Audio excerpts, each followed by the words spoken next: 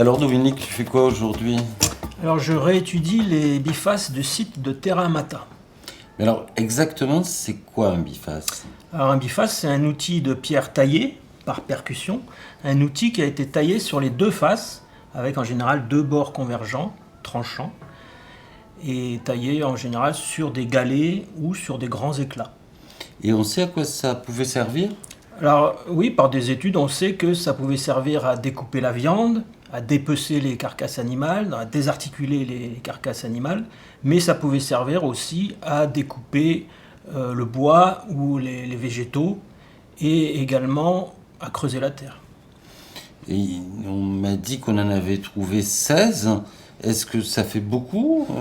Ah oui, il y a 16 bifaces à Terra Amata, alors c'est pas énorme, mais ce ne sont pas les seuls outils caractéristiques de cette période qu'on appelle l'Acheléen. Pour le site de Terra Amata, il y a également d'autres outils comme les hachereaux, les pics et les choppers qui sont aussi caractéristiques de cette période de l'Acheléen. Et ça correspond à quel type humain ces Alors bifaces? ce sont les Homo erectus qui taillaient les bifaces. Et la date d'apparition du premier biface? Alors les premiers bifaces qu'on ait trouvés pour l'instant sont datés à 1,8 million, pratiquement 1,8 million ans en Afrique, au Kenya et en Éthiopie. Ensuite en Asie à 1,5 million en Inde, vers 1 million en Chine, et en Europe, dans nos régions, aux alentours de 700 000 ans, voire 900 000 ans. Donc on était un peu les retardataires.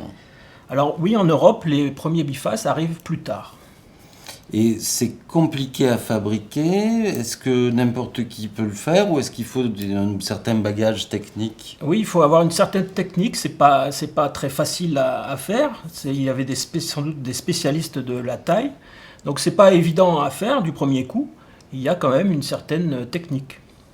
Et là, en termes de matières premières, à Terra Amata, ils étaient fabriqués en silex? Non, à Terra Amata, ils sont pour la plupart façonnés sur des galets de calcaire marneux, qui étaient prélevés dans les environs sur le site, en bordure du fleuve Paillon, sur lequel était le site de Terra Amata.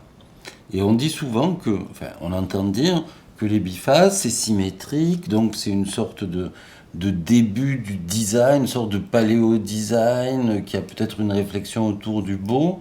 Tu en penses quoi, toi? Je pense que c'est pas la raison unique, hein. Il y a de très nombreux bifaces qui ne sont pas forcément bien symétriques, pas forcément d'une très grande beauté, mais qui peuvent être très fonctionnels, très efficaces.